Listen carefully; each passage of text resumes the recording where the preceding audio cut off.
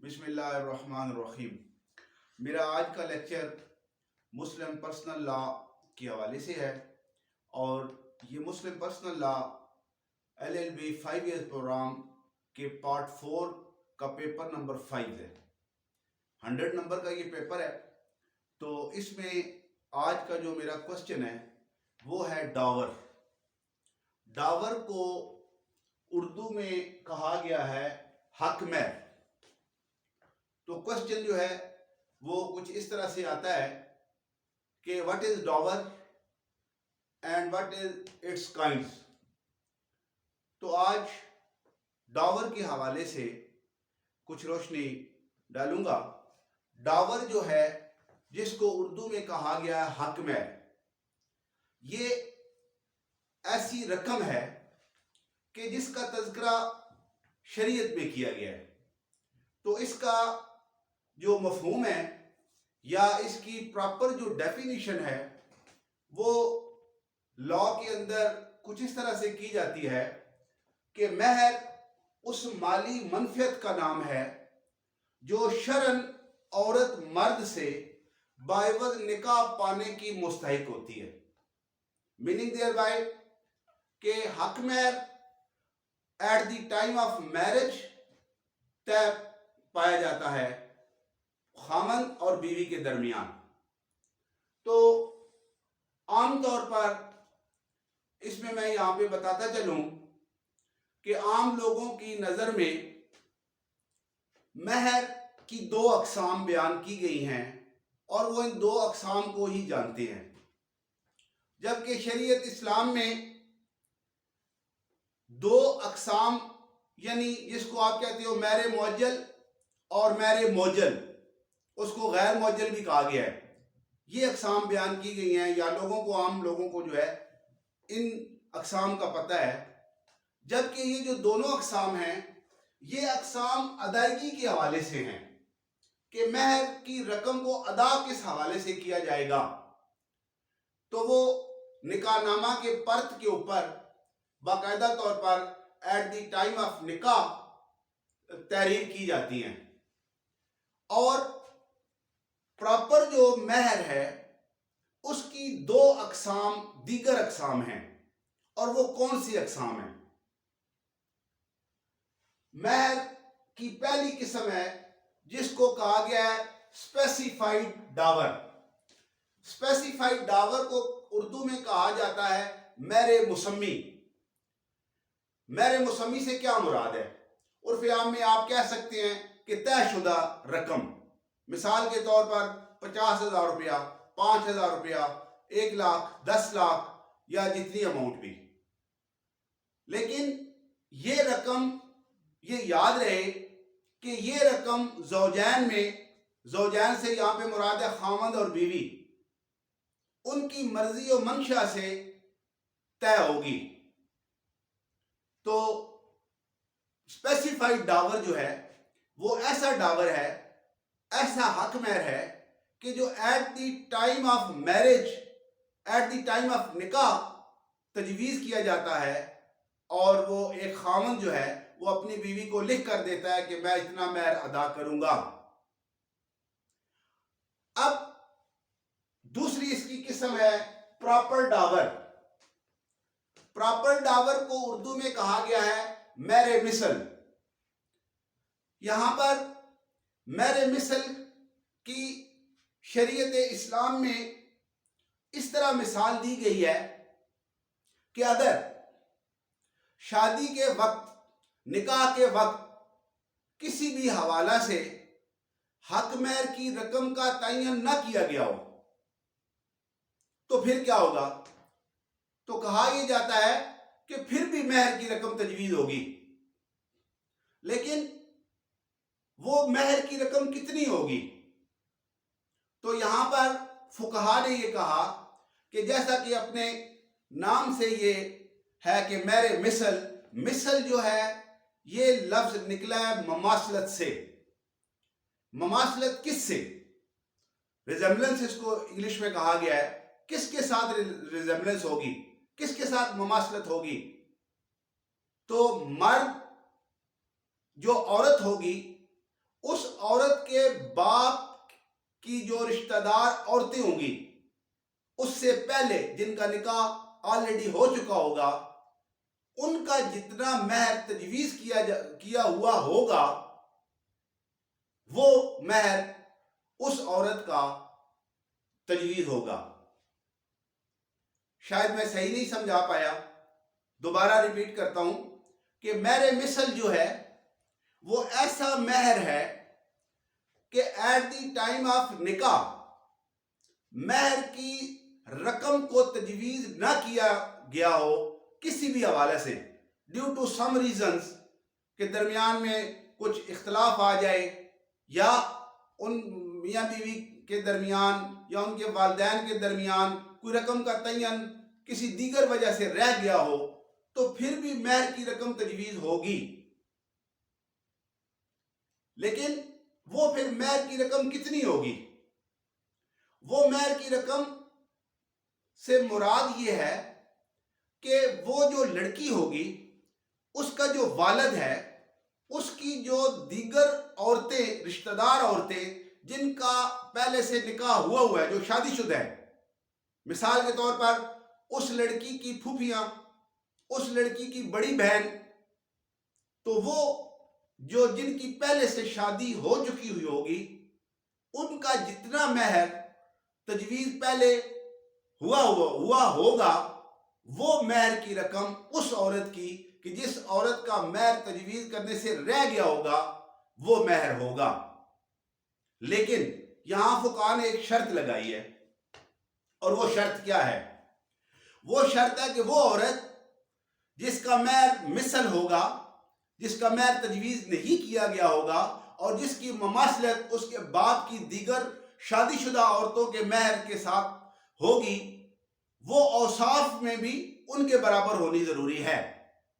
अब औसाफ क्या है कि जैसे शक्ल सूरत के हवाले से,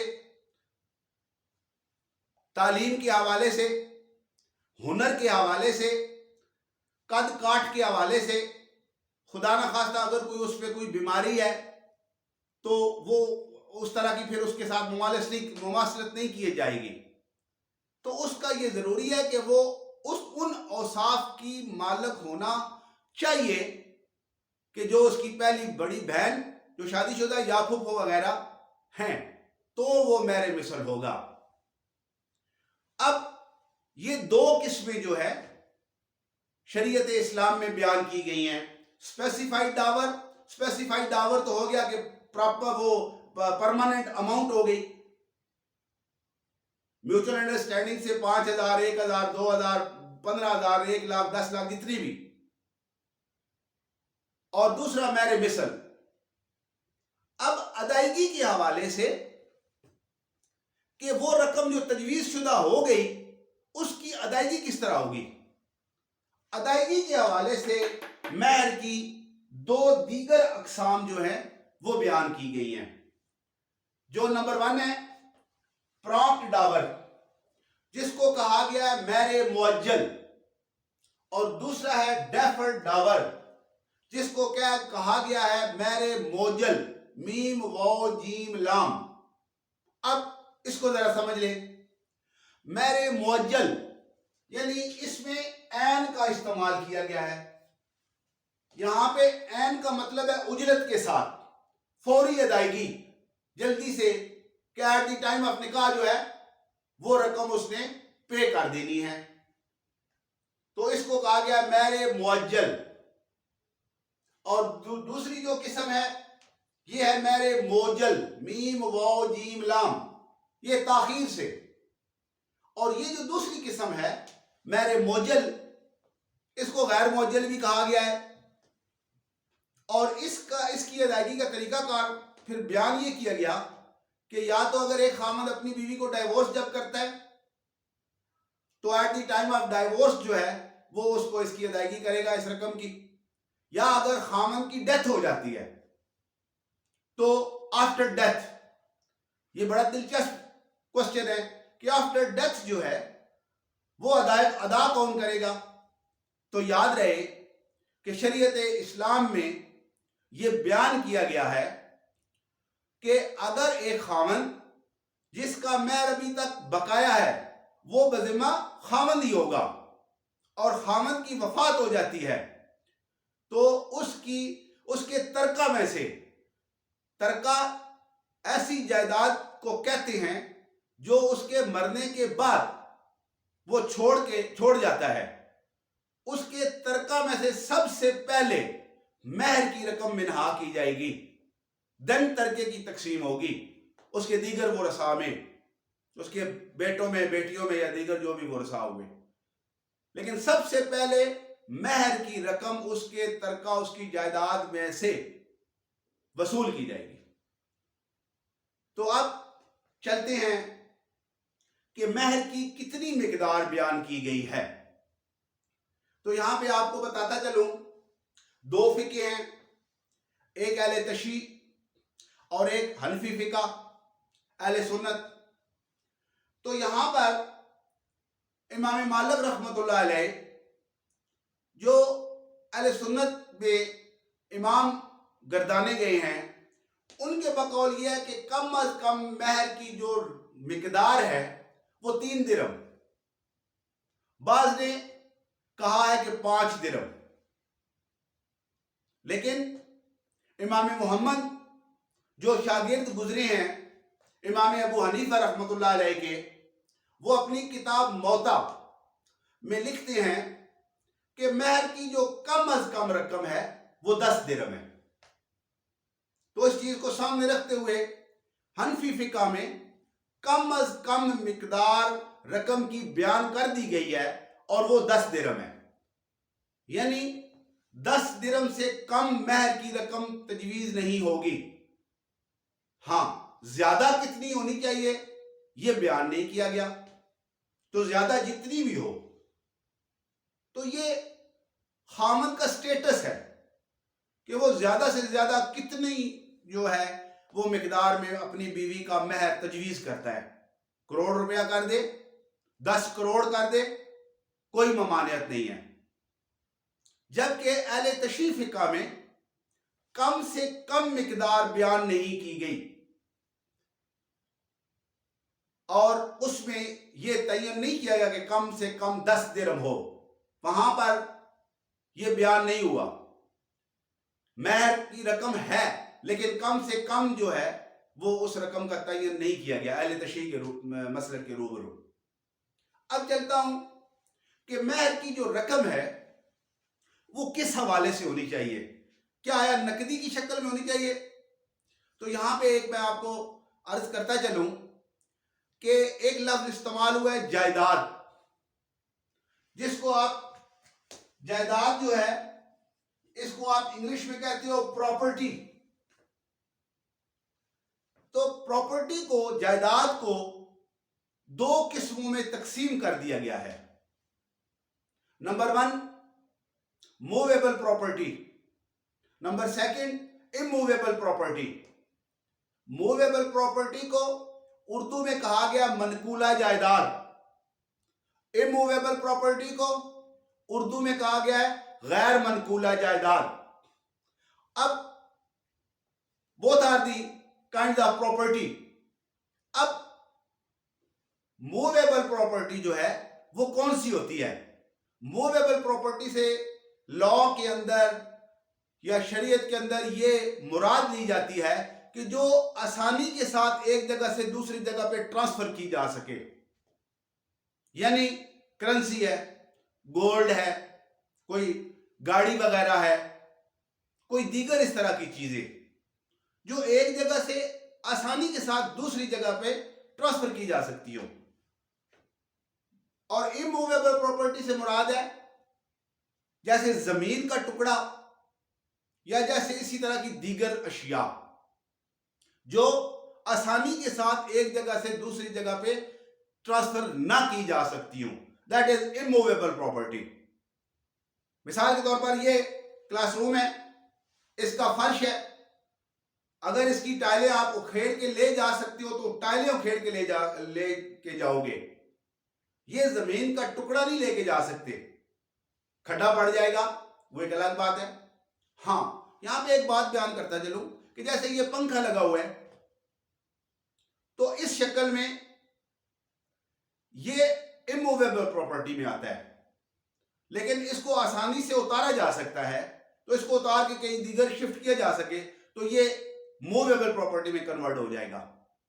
تو یہاں پر مہر کی جو رقم ہے وہ دونوں پراپرٹی کی اقسام میں سے دی جا سکتی ہیں، یعنی اپنے مہر میں ایک خاوند اپنی بیوی کو زمین کا ٹکڑا دے دے، کنال، 2 کنال، 10 کنال مکان دے دے، کوئی بلڈنگ دے دے، کوئی پلازا دے دے، یا کوئی دیگر کوئی گاڑی وغیرہ دے سکتا ہے۔ ایون کہ مدنی قانون نے کہا ہے کہ کمپنی کے شیئر بھی وہ دے سکتا ہے، کوئی ممانعت نہیں ہے۔ ہاں، فقہا نے کیا کہا ہے؟ فقہا نے یہ کہا ہے کہ وہ ایسی شے ہو، ایسی چیز ہو کہ جس سے مالی منفعت حاصل کی جا سکتی ہو اور وہ حلال شے ہو، کیونکہ اسلام ہم پڑھ رہے ہیں، اسلامک لا کا ٹاپک ہے، تو ایسی حلال چیز، ایسی حلال شے کہ جس سے مالی منفعت حاصل کی جا سکتی ہو، وہ مہر میں رقم تجویز کی جا سکتی ہے، کوئی ممانعت نہیں ہے۔ اب آ جاتا ہوں کہ مہر کی ذمہ داری کس پہ عائد ہوتی ہے؟ تو مہر کی ذمہ داری ڈائریکٹ خاوند کے اوپر عائد ہوتی ہے کہ خاوند نے ادا کرنا ہے۔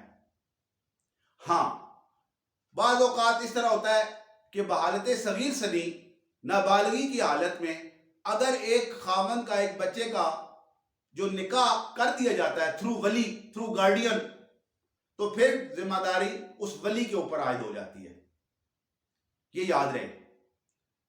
پھر خاوند بری ذمہ ہے کیونکہ وہ نابالغ ہے اور اس کے ولی نے نکاح کیا ہے، تو وہ اس کی ذمہ داری ہوگی۔ اب یہاں پر کہ جو مہر ہے اس کی رقم کا اگر تعین جب ہو جاتا ہے تو اس پر اختیار خاوند کو کتنا ہے اور زوجہ کو کتنا ہے؟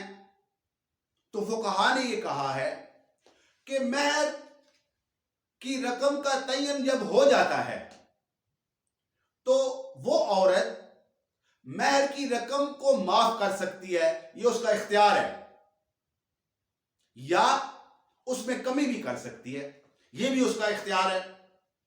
لیکن تجویز شدہ مہر کی رقم میں بڑھوتری نہیں کر سکتی، بڑھا نہیں سکتی، جبکہ خاوند جو ہے اس کا یہ اختیار ہوگا کہ جب ایک رقم کا تعین ہو گیا مہر کی رقم کا، تو خاوند کا یہ اختیار ہے کہ وہ اس میں کمی نہیں کر سکتا، ہاں بڑھا سکتا ہے، اضافہ کر سکتا ہے، لیکن کمی نہیں کر سکتا۔ تو یہ یاد رہے کہ اب اس میں مہر کی رقم کون وصول کرے گا؟ تو یہ ایبسولوٹ رائٹ جو ہے یہ عورت کا ہے، بطور بیوی وہ وصول کر سکتی ہے۔ ہاں، ایک اس میں شرع میں یہ چیز ملتی ہے کہ اگر ایسی عورت جس کا نکاح بحالت صغیر سنی یعنی کہ نابالغی کی حالت میں کر دیا گیا ہو، تو اس کے مہر کی رقم کی وصولی جو ہے وہ اس کا والد کر سکتا ہے جو کہ ولی ہوگا، یہ ملتا ہے۔ تو آج کا جو میرا ٹاپک تھا یہ حق مہر کے حوالے سے تھا۔ اب حق مہر کی میں ریپیٹ کر رہا ہوں کہ مہر معجل اور مہر موجل اقسام نہیں ہے، یہ ادائیگی کے حوالے سے اقسام ہے۔ حق مہر کی اصل اقسام جو ہے وہ مہر مسمی اور مہر مثل ہے۔ Thank you very much.